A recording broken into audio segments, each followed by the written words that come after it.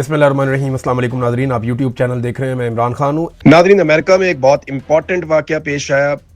ये white house में programme नहीं हो रहा था, ये प्रोग्राम हो रहा था वाशिंगटन में हिल्टन होटल में, और ये व्हाइट हाउस कॉरेस्पॉन्डेंट्स का एक डिनर था जो हुआ करता है। और ये सालाना डिनर के अंदर डोनाल्ड ट्रंप मौजूद थे और वो तमाम सहाफ़ी या इदारे सहाफ़ती वो सारे वहां पे मौजूद थे। बहुत बड़ी तादाद में लोग, लगभग हजारों की तादाद में लोग वहां पे हिल्टन होटल में बंदोबस्त किया गया था। इस तकरीब में गोली चल गई। वाकया जिस तरीके से हुआ मैं उसी तरीके से आपको रिपोर्ट कर देता हूं, क्योंकि अभी थोड़ी देर पहले ये वाकया हुआ। तो इसमें सबसे पहले डोनाल्ड ट्रंप स्टेज पे बैठे हुए दिखाई दे रहे हैं, और डोनाल्ड ट्रंप ने मीडिया से बाद में व्हाइट हाउस में आने के बाद बात भी की है। और इसके अलावा डोनाल्ड ट्रंप ने अपने ट्रुथ सोशल के ऊपर इसके बारे में कुछ पोस्ट भी की है।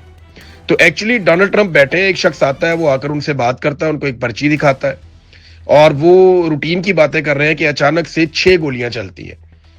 जो वीडियो में नजर आ रहा है, ऐसा लगता है गोली काफी दूर से चली है, क्योंकि कैमरामैन डोनाल्ड ट्रंप से ज्यादा दूर नहीं था जो अपने मोबाइल से फिल्म बना रहा था, जबकि गोली की आवाज काफी दूर से आई थी।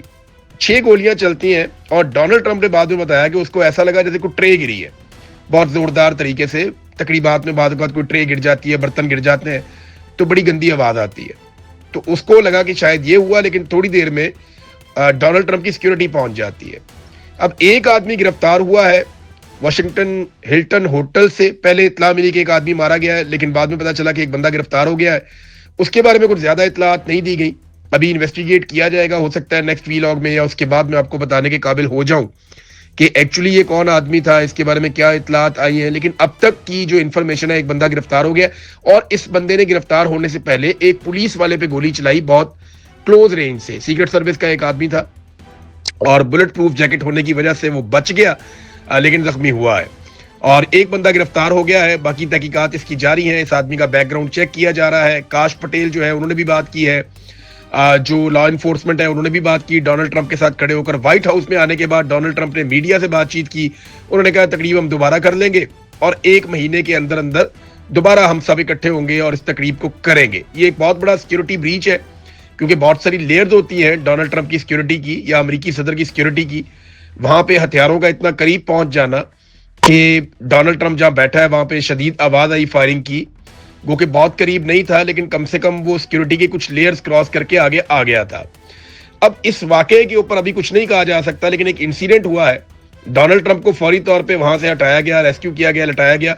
मैंने सेकंड गिने जब डोनाल्ड ट्रंप तो बार बार कह रहे हैं कि जरा शानदार काम किया गया, सिक्योरिटी फोर्सेस ने बड़ा जबरदस्त किया, मुझे बहुत तेजी से रेस्क्यू किया, बड़ा क्विक रिस्पांस था। लेकिन ये क्विक रिस्पांस मेरी नजर में नहीं था, क्योंकि इससे पहले हमने बहुत सारे ऐसे मनाजिर देखे हैं। मुझे लगता है डोनाल्ड ट्रंप पे जब पेंसिल्वेनिया में गोली चली थी आज से 2 साल पहले, वहां पे जो रिस्पांस था वो ज्यादा क्विक था। यहाँ पे गोली चलने के बाद जो पहला आदमी डोनाल्ड ट्रंप तक पहुंचा वो 8 सेकंड लगे, और फिर 12 सेकंड के बाद एक बंदा पीछे से पहुंचा, और 20 सेकंड के बाद डोनाल्ड ट्रंप को उसकी सीट से उठाकर पीछे नीचे कर दिया गया। ये बहुत टाइम होता है, और इस किस्म के ऑपरेशन में और एसके रेस्क्यू में 2, 4, 5 सेकंड भी बहुत होते हैं। इतना क्विक नहीं था, लेकिन डोनाल्ड ट्रंप ने सबकी तारीफ की है। वाकई की मजीद तफसीलात आएंगी, आपके साथ शेयर करेंगे। तो ये एक वाकया हुआ है, अब इसके असरात क्या होंगे अभी कुछ नहीं कहा जा सकता, क्योंकि अमेरिका के ईरान के मुज़ाकरात वाला मामला भी चल रहा है, यहाँ रीजन में भी एक लड़ाई चल रही है, तो हम बाद में इस पे बात करेंगे। नाज़रीन, थोड़ा सा पाकिस्तान की तरफ आते हैं। देखिए, पाकिस्तान को ना अब जरा चौधराहट से बाहर आना चाहिए। हम ना बचपन में ऐसे करैक्टर्स को देखते थे लाहौर के मोहल्लों में, जिनके घर में राशन नहीं होता था, जेब में पैसे नहीं होते थे, गाड़ी या मोटरसाइकिल में पेट्रोल नहीं होता था, सिगरेट भी मांग के पीते थे, लेकिन रोज़ाना शाम को कलफला सूट पहन के चौक में आके बैठ के बड़के मारते थे। तो पाकिस्तान को ना ये वाला किरदार नहीं करना चाहिए। ये इस किस्म के करैक्टर लाहौर के चौकों में तो चल जाते हैं, जच जाते हैं, उम्रें इनकी गुजर जाती हैं, फैमिलियाँ इनकी रुल जाती हैं, लेकिन यहाँ पे एक हुकूमत है। आप बाहर चौधराहट दिखाने के चक्कर में पाकिस्तान में खाने को दाने नहीं है। किसान आपका रुल गया, मजदूर आपका रुल गया, मेहनत कश तबाह हो गया, ताजिर तबाह हो गए, मईशत बर्बाद हो गई, महंगाई है, गुर्बत है, बेरोजगारी है, ये चीज़ें बढ़ती चली जा रही हैं। लोड शेडिंग का एक अजाब है जो कौम के ऊपर आपने मुसल्लत कर दिया है। आपकी बिजली बनाने की कैपेसिटी लगभग 45,000 मेगावाट है, और आप कौम को 20,000 मेगावाट भी नहीं दे पा रहे। ये कितनी शर्मिंदगी की बात है कि इतनी कैपेसिटी होने के बावजूद आप आज बिजली पैदा ही नहीं कर पा रहे, और कौम से बिल आप कितना ले रहे हैं? 4 गुना बिल ले रहे हैं, और 1 यूनिट के इस्तेमाल पे 3 यूनिट के पैसे ले रहे हैं। यानी 1 रुपए वाली चीज 4 रुपए की देते हैं, और फिर जब एक आदमी 4 रुपए की चीज लेता है तो उससे 12 रुपए वसूल करते हैं।